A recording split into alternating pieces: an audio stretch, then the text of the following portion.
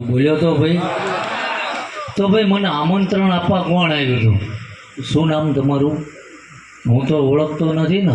તે દિન નકર મેં તમને નાટ પાડી હતી કે મારી પાસે ટાઈમ નથી ભાઈ. અને મને આ તો બધી દેવની સામું જોઉં ને તારે હોજે. આ કંઈ હું ઘરે વાંચીને ના આવ્યો, કારણ કે જેટલી જગ્યાએ અથડાતો તો અહીં પહોંચ્યો હોય, શું બોલું એ ભૂલી જાઉં. સમજાય એ? પણ આ મઢીએ પગ મૂક્યો, આ ઉતારજો અને ના સમજાઈને પડે મારા મંદિર આવજો. એટલે હું કોઈ ચોપડાય નથી ખોલતો, પણ મારી આ કથા સાંભળવા અહીંયા આવતું હોય છે એવો જીવ એક મારી હારે બોલ્યો. અને મેં એને પૂછ્યું ભાઈ કોણ? તો એને મને એટલું નામ દીધું કે મારું નામ ગૌતમ છે. અને જો મારો ધર્મ ખોટું બોલશે તો કાલ આ માથું ઉતારીને ભોળાનાથના પગમાં નાખી દેવા. એટલે માંડવાના સાહે બેઠા હો ને તો એવું ના માનવું કે લીલા લહેર જ છે. આ ચમનું પૂરું થાય છે ને એ તો આ મઢીમાં બેઠો એ જાણે છે ને. અત્યારે હું પેટમાં દબાઈને બેઠો, કારણ કે મેં હંમેશા આ કાર્ય કર્યું, આમ નથી કર્યું. પણ કાલ કોઈ એવું ના કે બાપુ જ્યાં ત્યાં હાલ્યા જાય. હા, ભાવ હોય છે. અને જો આજ આવ્યો છું ને એનો મોક્ષ કરીને ના જગ મારું અહીંયા આવું. સાચું ખોટું ભાઈ? હા એમ. નકર હું તમને ન ઓળખતો. અને હજુય શું બનવાનું છે એ ભાળું છું. લખવું હોય લખાવતો જવું હોય. પણ આ કથા પતે અને આ ભજનદાસ બાપા કદાચ હનુમાનજી મહારાજ અને રામે જ મને કદાચ પ્રેરણા કરી છે ને હું આવ્યો છું. સમજી વિચારીને ડગલું ભરજો તો જીવનમાં ક્યારેય પસ્તાવાનો વારો નહીં આવે. અને ના સમજણ પડે, કારણ કે અમુક વસ્તુ એવી છે કે જાહેરમાં ના બોલાય ભાઈ. ના સમજણ પડે મારા દરવાજે તાળું નથી. શું વાંક શું ગુનો, આ લોક તોડી મારે હાલવાનું ભાઈ. સમજાય છે ભાઈ? એટલે નકરી કથા વંચાયતી એવું ના માનો નકરી શાંતિ જ છે. ઉપાધિ આવવાની હોય ને તોય મને ખબર પડે. અને આ ચમ બોલીને જવું કે કાલ જગત એવું ના કે બાપુએ એ કથામાં હાજરી આપી હતી અને અહીંયા 5 મહિના આવું બન્યું. સમજાય છે ને ભાઈ? એટલે આ લખજો અને ભાઈ ઓનલાઈન વાળા રેકોર્ડિંગ કરજો, એટલે કદી મારી ભૂવાપણીમાં ખોટ ના પડે.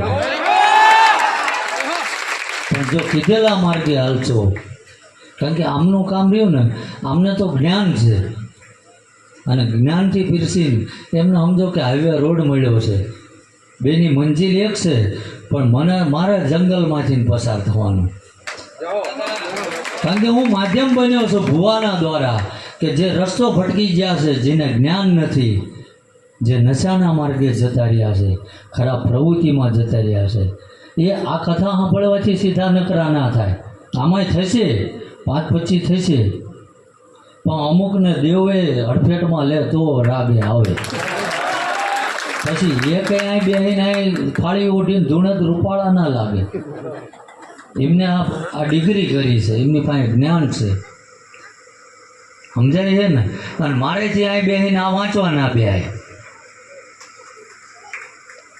પણ અહીં આવ્યો છું તો બધાને એ જ કહું છું કે કદાચ આ તો બાપુએ જો કે અગાઉ કહી દીધું છે, હવે મારા ઠાકરે હુજવાડી હોય તો રામ જાણે. નકર મેં એમને નથી કીધું કે બાપુ ચેક કથા કરો મારું બોલજો. પણ ચેક અજવાળું ભાળે ને અને ગળપણ હોય ને ત્યાં માખ્યું આવે. એમ જ્યાં જેના સંસ્કાર બોલતા હોય ને તો કોઈક વક્તા કે કોઈ સાધુ સંત ત્યારે વખાણ કરે. પૈસા આપવાથી વખાણ ના થાય.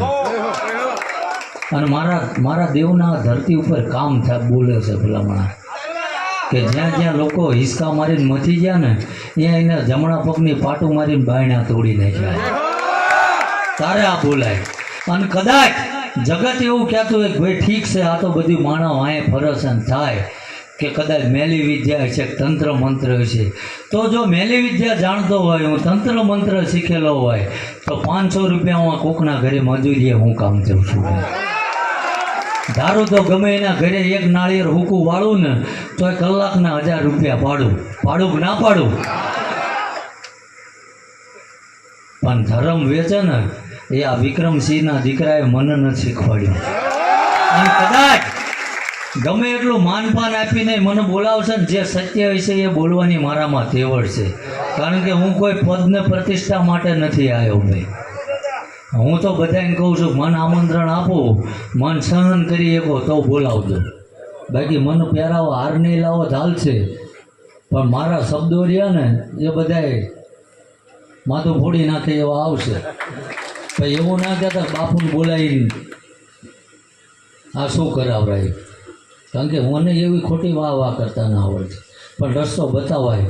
બીજું કે આજ જે કોઈ કે વરણ, હું તો 18 વરણને લઈને આવું છું ભાઈ, કે નશાના માર્ગે જતા રહ્યા છો. નશો કરો ને એટલે તો પહેલાં આપણો ઈષ્ટદેવ હોય, આપણી કુળદેવી હોય, એ આપણેથી હજારો કિલોમીટર જતી રહે ભાઈ. ત્યારે આશરો હે માં, હે ભગવાન, હે મારી મેલડી, હે મારી માં, મારી એવા તારા રે છોડું ને એ તારો આશરો અને જોજે માડી એનો આ વાડનો વાકો થાય રે ઠાકરની ઠાકર. મારી દુબો મારા ઠાકરની ઠાકર જો હે મારી માં, જોજે માડી એનો વાડનો વાકો થાય રે ઠાકરની ઠાકર. માડી એવા તારા રે છોડું ને તારો આશરો